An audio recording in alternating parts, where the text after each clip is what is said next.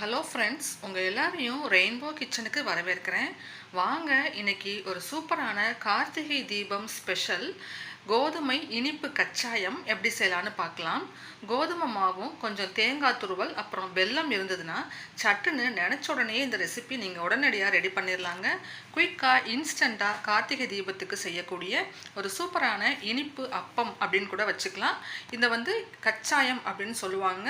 ரொம்ப ஃபேமஸான ரொம்ப டேஸ்டியான இந்த கச்சாயம் கோதுமை கச்சாயம் எப்படி செய்யலான்னு பார்க்கலாம் வாங்க.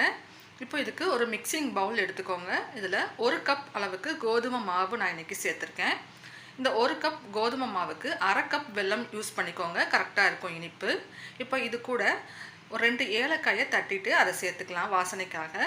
தேங்காய் துருவல் ஒரு 1/4 கப் சேர்த்துக்கோங்க. தேங்காய் துருவல் சேர்த்தா டேஸ்ட்டு ரொம்பவே சூப்பராக இருக்கும். இதில் நீங்கள் விருப்பப்பட்டால் ஒரு வாழைப்பழம் கூட மசித்து சேர்த்துக்கலாம். இதுக்கு சோடா உப்புலாம் எதுவுமே தேவையில்லைங்க. நல்லா சாஃப்டாகவே நல்லா புசு புசுன்னு நல்லா பஞ்சு போல் வரும் இந்த அப்பம் நமக்கு, இந்த கச்சாயம். இப்போ பாருங்கள், நான் சொன்ன மாதிரி 1/2 கப்பு வெல்லத்தை கொஞ்சமாக தண்ணி சேர்த்து நல்லா திக்காக இது மாதிரி கரைச்சி வச்சுக்கோங்க. ஏன்னா நம்மளுடைய இந்த கச்சாயத்துக்கான மாவு ரொம்ப தண்ணியாக ஆகிடக்கூடாது.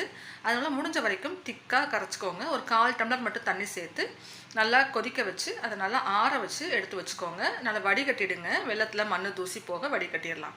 இப்போது இந்த வெல்லம் கரைச்சி வச்சுருக்கோம் இல்லையா, அதை கொஞ்சம் கொஞ்சமாக இந்த மாவோடு சேர்த்து மிக்ஸ் பண்ணிக்கிட்டே வாங்க.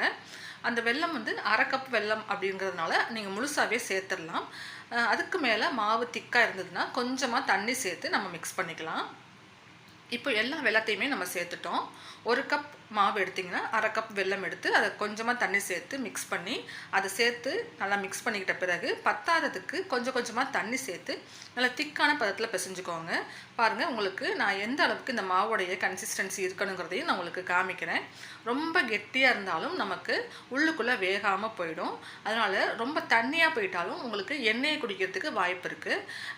இந்த மாதிரி ஒரு பாருங்கள், நல்லா சப்பாத்தி மாவை விட கொஞ்சம் லூஸாக பிசைஞ்சுக்கணும். ஆனால் ரொம்ப தோசை மாவு பதத்துக்கோ இட்லி மாவு பதத்துக்கோ இருக்கக்கூடாது. நம்ம இப்படி எடுத்து இப்படி கையில் கொஞ்சம் கொஞ்சமாக மாவு எடுத்து எண்ணெயில் போடுறதுக்கு வசதியாக இருக்கணும். பாருங்கள், இந்த பக்குவத்தில் மாவு மிக்ஸ் பண்ணி வச்சுக்கோங்க. இதில் நம்ம சோடா உப்பு எதுவும் சேர்க்கல. வாழைப்பழம் மட்டும் இருந்தால் சேர்த்துக்கிட்டிங்கன்னா இன்னுமே கொஞ்சம் சாஃப்டாக வரும். இதை நீங்கள் ஊற வைக்கணுங்கிற அவசியம்லாம் கிடையாது.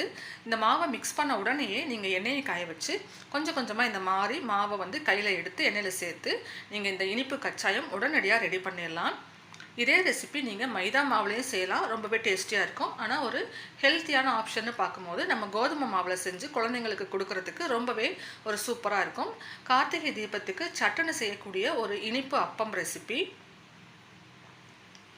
மிதமான சூட்டில் வச்சு இதை நீங்கள் பொரித்து எடுத்துக்கோங்க. ஏன்னா நம்ம வெல்லம் சேர்த்துருக்கோம் அப்படிங்கிறதுனால உடனடியாக டக்குன்னு கலர் மாறிடும். கலர் அதிகமாக ஜாஸ்தி ஆயிடுச்சுன்னா நம்ம வெந்துருச்சுன்னு எடுத்துருவோம். அப்படி எடுத்துட்டோன்னா உள்ளுக்குள்ளே கொஞ்சம் நமக்கு மாவு வேகாமல் இருக்கும். அதனால் மிதமான சூட்டில் வச்சு எல்லா பக்கமும் இந்த மாதிரி திருப்பி விடுங்க. கொஞ்சம் கரண்டி வச்சு கலந்து விட்டுட்டே இருந்தால் தான் எல்லா பக்கமும் ஈவனான கலரில் நமக்கு ஒரே மாதிரி வெந்து கிடைக்கும். இந்த மாதிரி கலந்து கொடுத்துட்டே இருங்க. ஒரு 5 நிமிஷத்துக்குள்ளே உங்களுக்கு இந்த கச்சாயம் வெந்து ரெடி ஆயிரும். நல்ல ஒரு கோல்டன் ப்ரௌன் கலர் வர வரைக்கும் வேக வச்சுக்கோங்க. அந்த எண்ணெயோடைய சலசலப்பு கொஞ்சம் அடங்கணும்.